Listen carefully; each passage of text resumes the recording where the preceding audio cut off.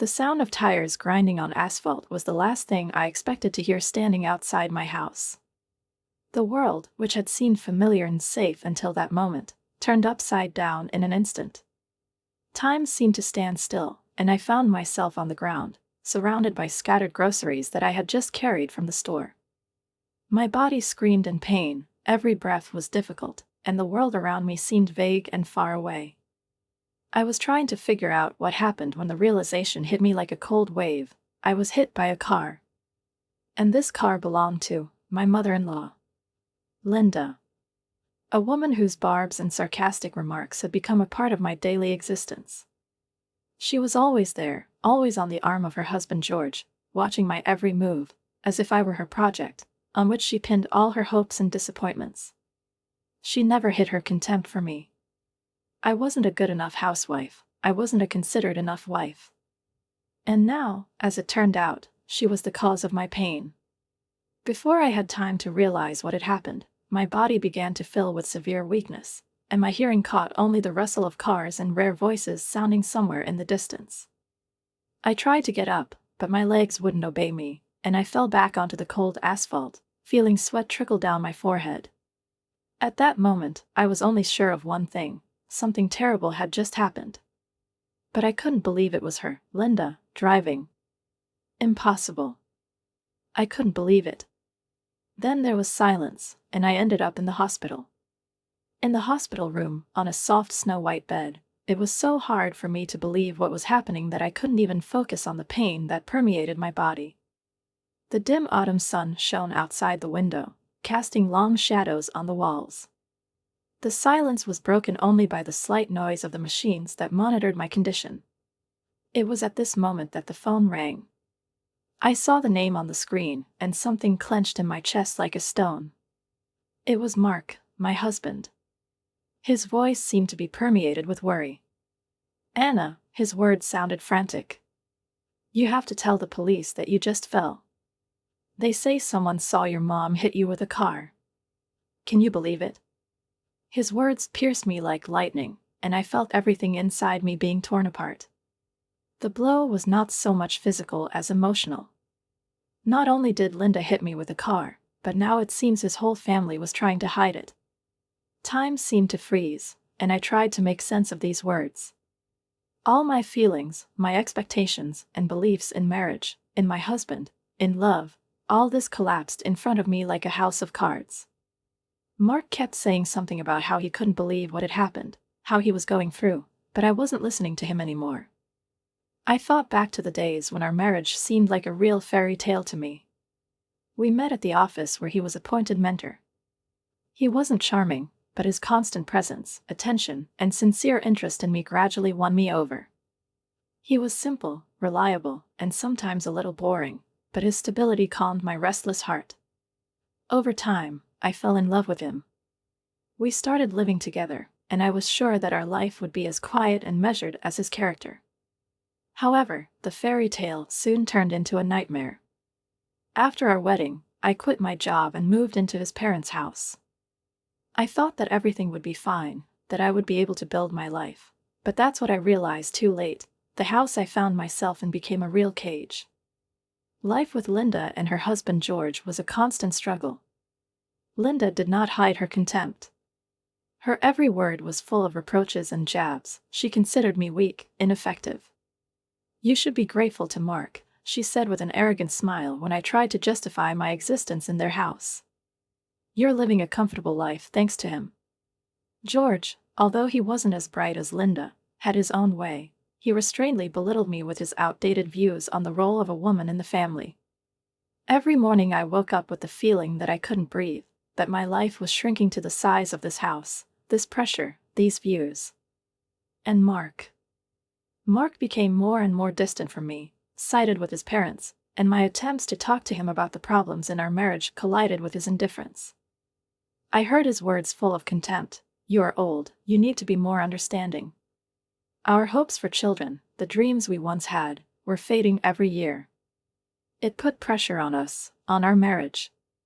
Linda and George continued to endlessly ask about their grandchildren, and Mark became more and more withdrawn, immersed in his own world, where I no longer occupied a place. My neighbor Sarah and her husband David were my only solace during this time when my life was literally falling apart. They knew about all the problems hidden behind the perfect facade of my marriage. Unlike me, Sarah went through her own difficulties, went through the pain of loss and disappointment, and now that I was in this position, she became for me not just a friend, but a real confidant. Sarah was that rare woman who could understand when no one else could, and her support at that moment seemed vital. She helped me figure out what was going on in my life, helped me see the truth hidden behind layers of lies and manipulations. As I lay in my hospital bed, thinking about all these memories, Mark's voice brought me back to reality. He called as if nothing had happened, with his habitual insistence that always made me feel guilty, even when I was right. "Anna," his voice sounded pleading, "you have to do this for us, for the family." I knew what he meant. He asked me to hide the truth, forget that Linda hit me with a car, and lie to the police. But at that moment, something broke in me. I could no longer be that submissive wife who followed his orders, losing myself. I couldn't afford to be a part of this twisted dynamic of their family relationship. I hung up the phone, feeling a sense of determination growing inside me. They've crossed the line, and it's time for them to face the consequences of their actions. It wasn't just about me anymore. It was a confrontation with the injustice they brought into my life. In the sterile stillness of the hospital room, my thoughts swayed violently like a storm. I struggled with the pain not only from my injuries, but also from the betrayal of those I once considered my family. It seemed that every blow, every cry of the body for help was a reminder of how they used me, how they betrayed me. The pain was unbearable, and not only physically. My heart was broken and my soul was withered. I tried not to think about Mark, about Linda, about George, but their presence was everywhere, like invisible fetters, binding my movements and my consciousness. When the sun was lazily streaming through the window, casting long shadows on the floor, I heard footsteps. Sarah entered the room. Her face expressed concern, and her eyes, despite all the tenderness, harbored anger. "Anna, how are you feeling?" "What is it?" she asked, sitting down by my bed. Her voice was quiet, but I could feel the same strength in it that she had given me all these months. "Better," I replied, trying to smile, but immediately felt that smile become strained. Her expression became even more serious, and her voice changed.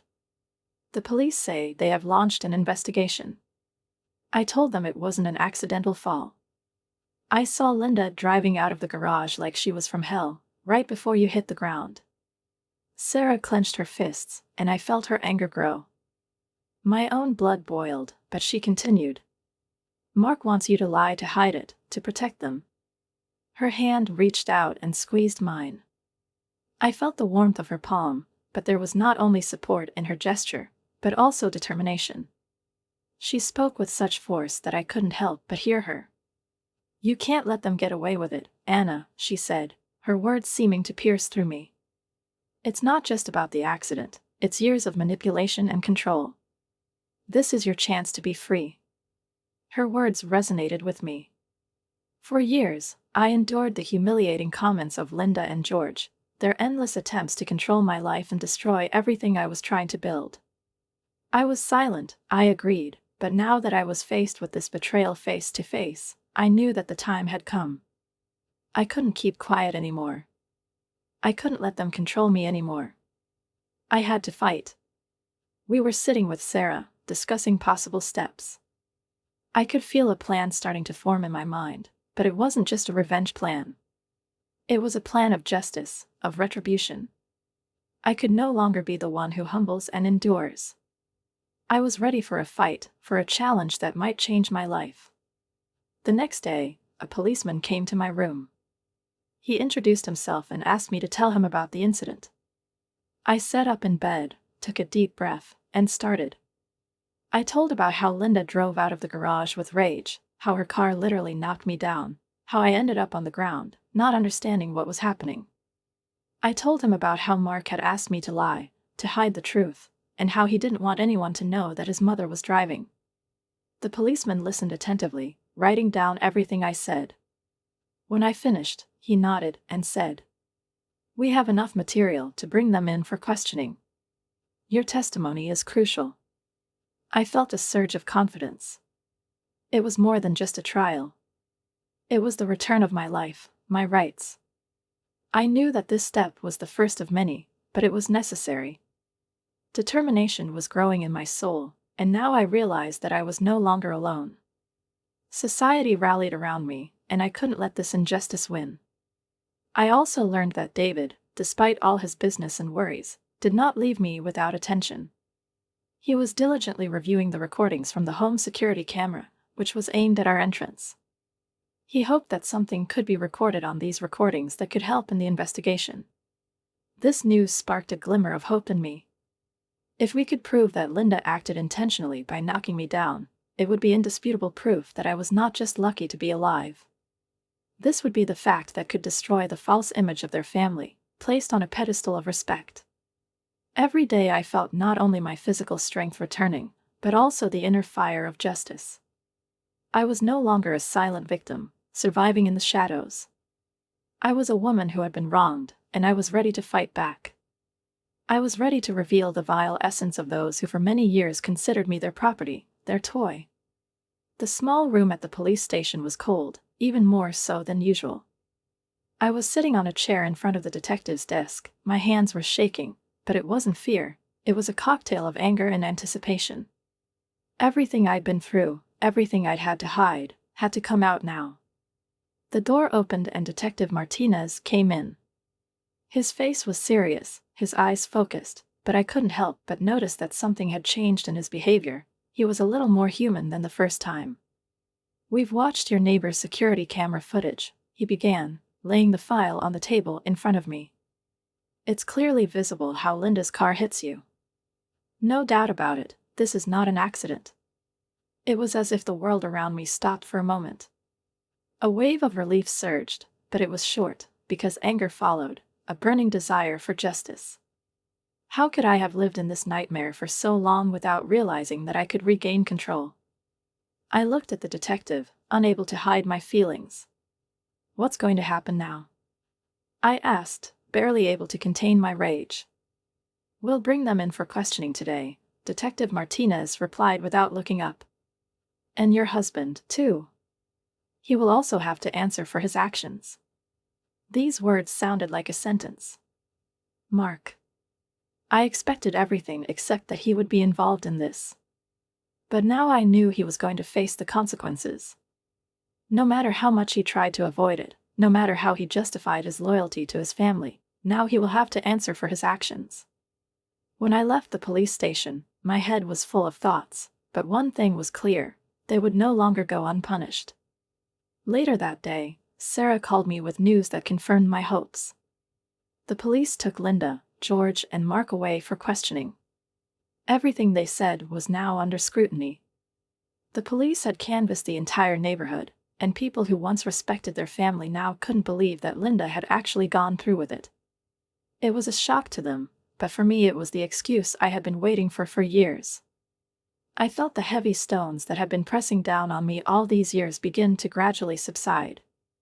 That night, lying in bed in the hospital, I imagined Linda's face as she faced the consequences of her actions. Previously a formidable, self-confident woman, she will be cornered by her own deception and manipulation. This scene was replayed in my head countless times, and with each replay I felt a small victory, as if fate itself had returned to my side. But it wasn't really just Linda who had to face reality. Mark's betrayal became a deep wound that could not heal. He chose his parents, chose lies, not me, not our life together. I knew he had to understand the seriousness of his choice. I was discharged from the hospital a few days later. My injuries have healed, but the pain in my soul has not gone away. I felt that there was still a lot to go through, but my spirit was unshakable. Sarah and David were waiting for me, their faces a mixture of concern and determination. As always, they were there for me, ready to support me no matter what happened. "Anna, you and I are in this," David said in his firm voice. "Whatever you need, you're not alone." I answered, feeling in my heart the solidarity that I hadn't felt in years. I realized that I had not only survived, but also rebelled. I wasn't who they wanted me to be. I was a woman ready to fight for my rights, for my freedom. That evening, as Sarah and I sat in her living room and watched the news, I felt that my life had begun to change. The story of my fall and the subsequent investigation made headlines in the local newspapers. The faces of Linda, George, and Mark were printed on the screen. Their reputation has been tarnished, and they themselves have now become heroes for discussion and condemnation. The shock and disdain among those who once treated them with respect were clear. This was their punishment, and it was just beginning. But for me, it wasn't just exposure. It was a release. It was a surreal moment, the one when my personal turmoil turned into a public spectacle. Outwardly, of course, it seemed that I was going through a difficult ordeal, but deep down I felt that everything that was happening had to happen. There was not a drop of sympathy for those who had kept me in the shadows for so long, controlling my life, manipulating me. This was the beginning of their downfall, the downfall they had brought upon themselves. The atmosphere in the interrogation room was tense.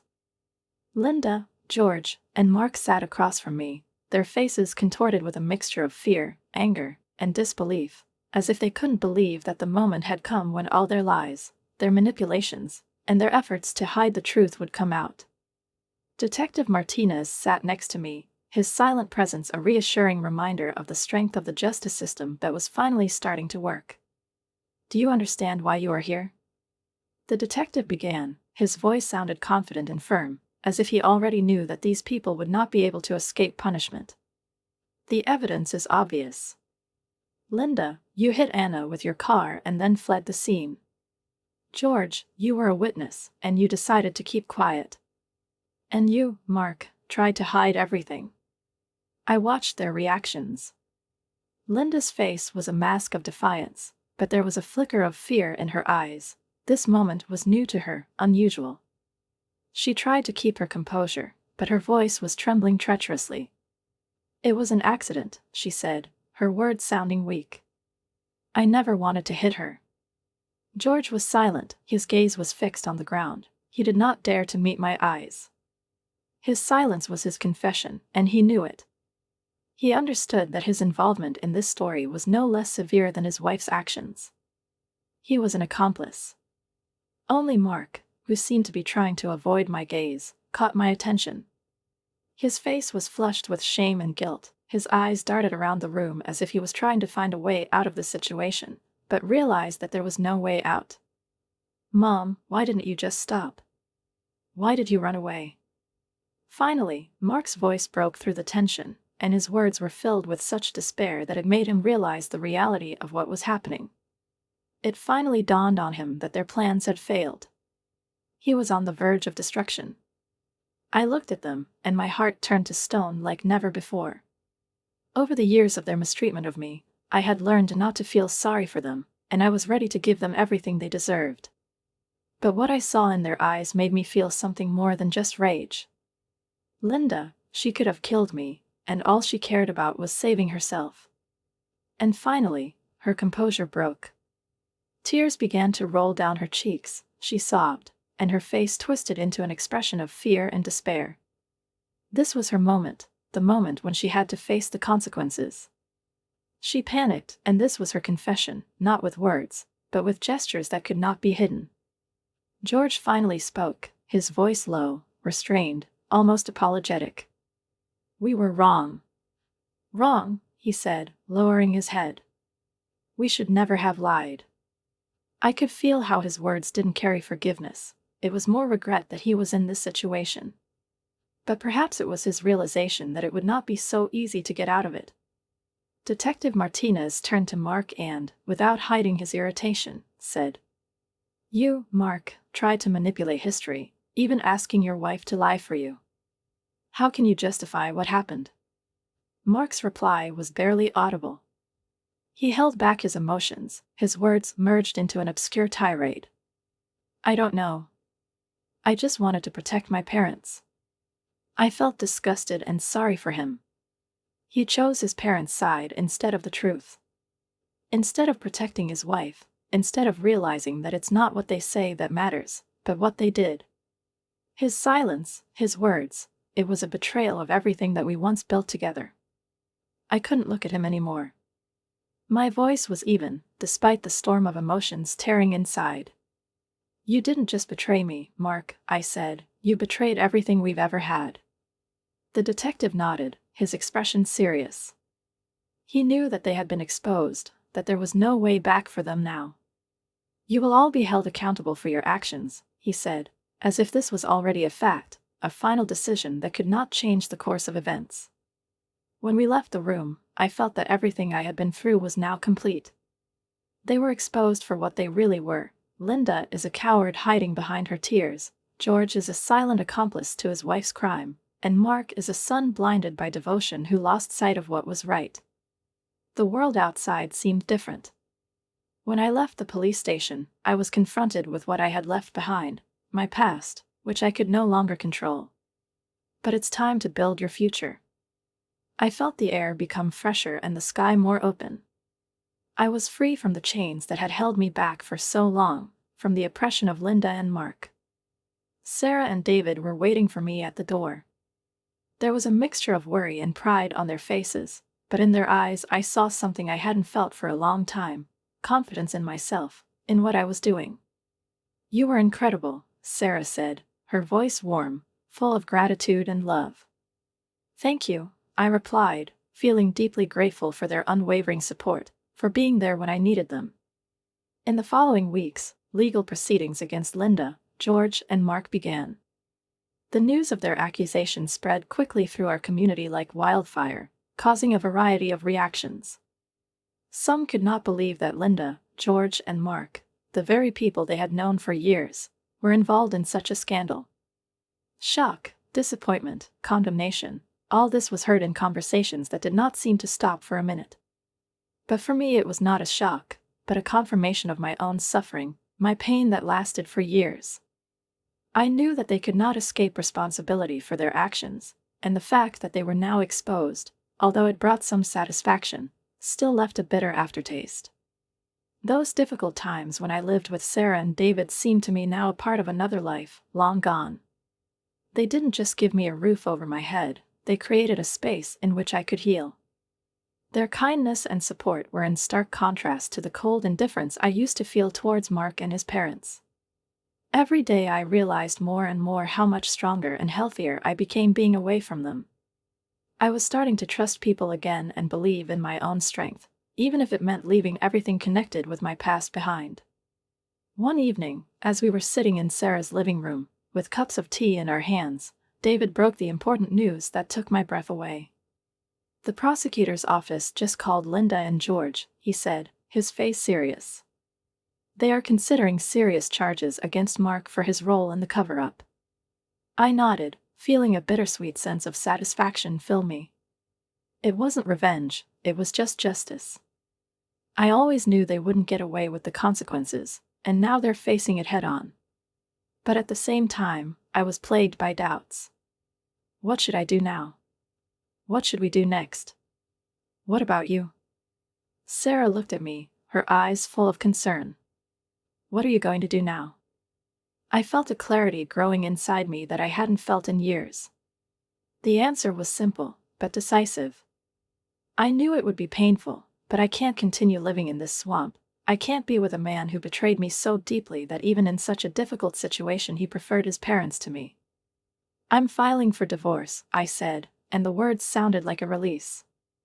I can't be with a man who preferred his parents to me, even in such a serious situation. Sarah silently squeezed my hand. Her silence was all the support I could ever ask for. It was a gesture that replaced thousands of words. The divorce process was surprisingly quick. Mark didn't fight, and the overwhelming evidence against him made it even easier. I received a significant settlement, which was a small consolation for the years of emotional turmoil I went through. With this settlement, I felt like I could move forward, but really it was just the beginning. I decided to start from scratch. Having rented a small, modest, but my own apartment, I felt the taste of freedom. It was a new start, a place where I could finally build my life the way I wanted it to be. Sarah and David played an important role in this new beginning.